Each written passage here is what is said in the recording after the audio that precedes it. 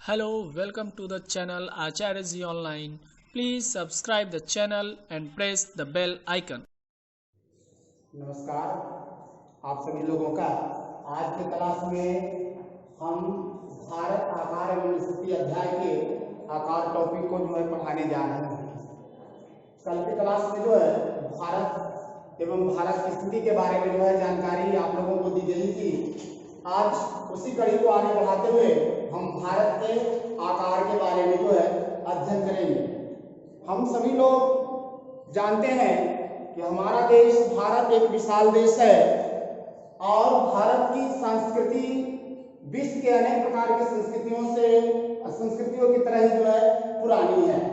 तो भारत का आकार की आज हम केवल बात करेंगे।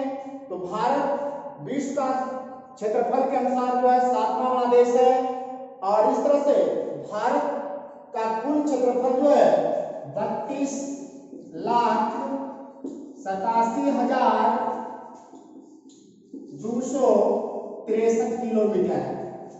इसको हम अगर शॉर्ट टर्म में अगर बात करें तो 32.8 लाख वर्ग किलोमीटर हमारे देश का क्षेत्रफल है। लेकिन भारत के कुल क्षेत्रफल का अगर विश्व के भौगोलिक क्षेत्रफल के अनुसार अगर तुलना किया जाए, विश्व के भौगोलिक क्षेत्रफल का अनुसार भारत का कितना प्रतिशत अगर हिस्सा है तो वह 2.4% है।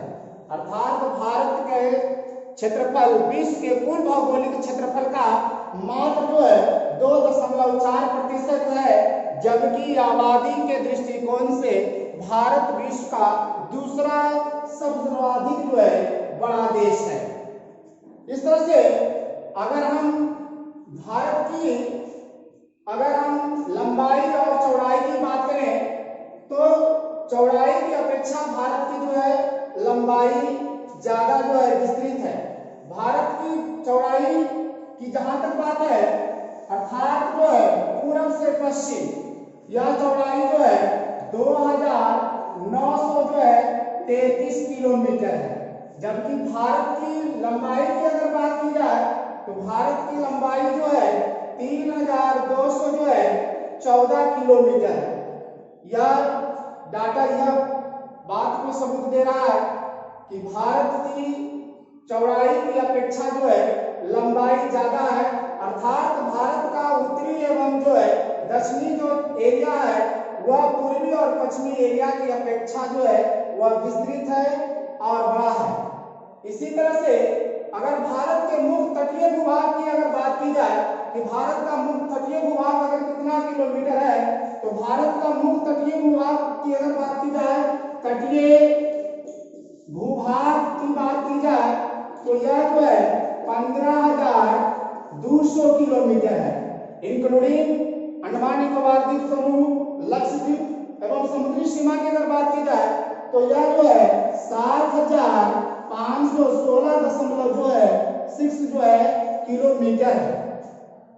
इसी तरह से अगर हम आगे इसका मानचित्र के अनुसार अगर अध्ययन किया जाए तो यह मानचित्र के अनुसार आप देख सकते हैं कि भारत के उत्तर पश्चिम, उत्तर और उत्तर पूर्वी, उत्तर पश्चिम, उत्तर और उत्तर पूर्वी एरिया में या दिशा में या सीमा पर एक नवीनतम पर्वत है जिसको वल्लिक पर्वत, मोरदार पर्वत या हिमालय पर्वतमाला भी कहा जाता है।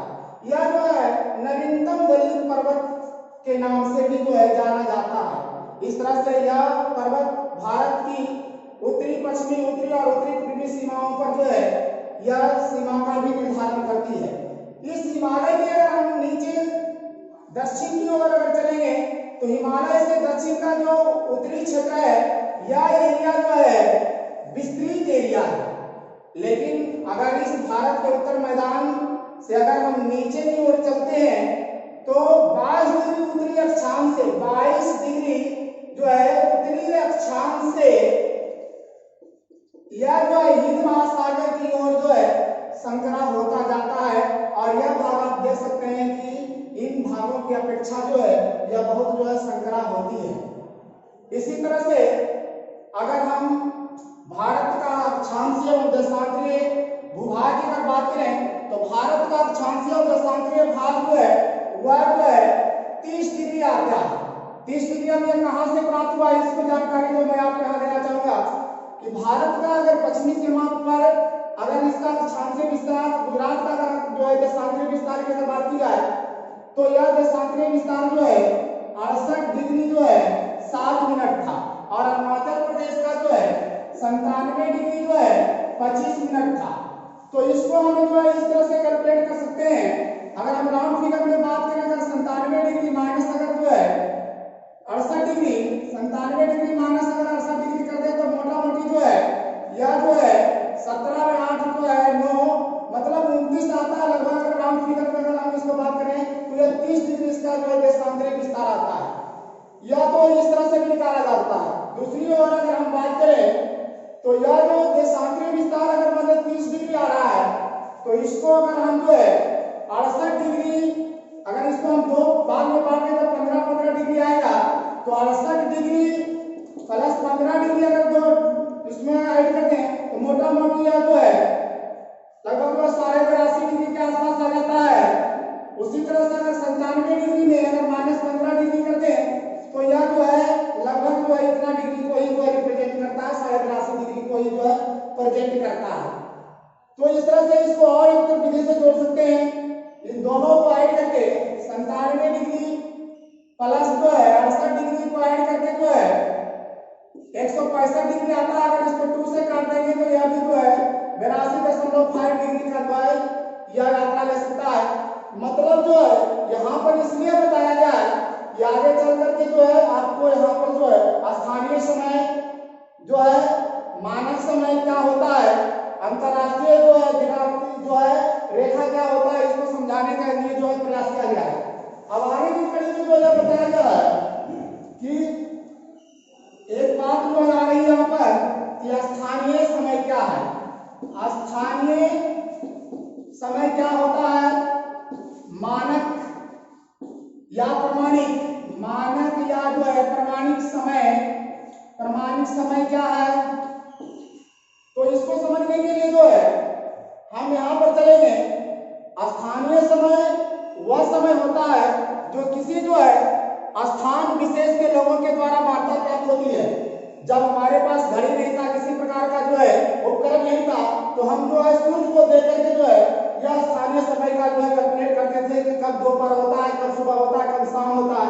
माना जाए कि अगर यह सन है और अगर यह कोई व्यक्ति आप यहाँ पर खड़ा हुआ है और अगर उसकी जो परछाई नहीं बनती है या जो है व्यक्ति के ऊपर अगर सूर्य जो है लंबवत स्थिति में है तो माना जाता है कि दोपहर हो गया। तो इस तरह से जो है यह स्थानीय समय का जो है अध्ययन किया जाता है। दूसरा जो है मानक प्रमाणिक समय अर्थात किसी देश का, किसी प्रदेश का जिस समय के अनुसार सारे कार्य होते हैं, सारे जो है कार्य का निर्धारण होता है एवं सारे देश में जो समय का निर्धारण होता है वह मानक एवं प्रमाणिक जो है समय के द्वारा निर्धारित होती है। और भारत में यह जो है समय का निर्धारण जो है 82.5 डिग्री, 82.5 डिग्री 30 मिनट या 82.5 डिग्री जो है पूर्वी देशांतर रेखा, पूर्वी जो है देशांतर रेखा के द्वारा जो है इसका निर्धारण किया जाता है। पूर्वी देशांतर रेखा के द्वारा जो है इसका निर्धारण किया जाता है। और यह वही लाइन है जो इस लाइन के द्वारा सारे भारत की जो है एक मानक समय प्रदान किया जाता है, जिससे अरुणाचल प्रदेश में रहने वाले लोग या गुजरात में रहने वाले लोग का जो है यह जानकारी प्राप्त होता है अर्थात समय का जो है पता चलता है। अब देख कर आ रही कि फिर जो है यह आम्योत्तर क्या है।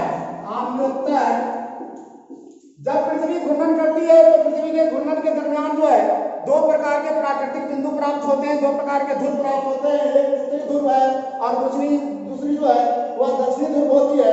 तो दोनों ध्रुवों को जो मिलाने वाली जो रेखा होती है यह आम्योत्तर कहलाती है। और इस तरह से यह आम्योत्तर जो है ग्लोब पर या पृथ्वी पर जो है अनंत खींची जा सकती है।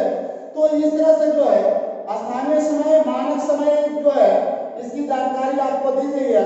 अभी जो है फिलहाल भारत में जो है मानक समय जो है उत्तर प्रदेश के मिर्जापुर से गुजरती है, लेकिन आने वाले समय में टेक्निकल प्रॉब्लम को दूर करने के लिए जो है पटना एवं दिल्ली के जो है बगल से जो है मानक समय का निर्धारण करने की बात की जा रही है। और अगर यह बात की जाएगी तो भारत में एक जो है स्टैंडर्ड टाइम को जो है निर्धारण करने में जो है ज्यादा जो सफलता मिलेगी।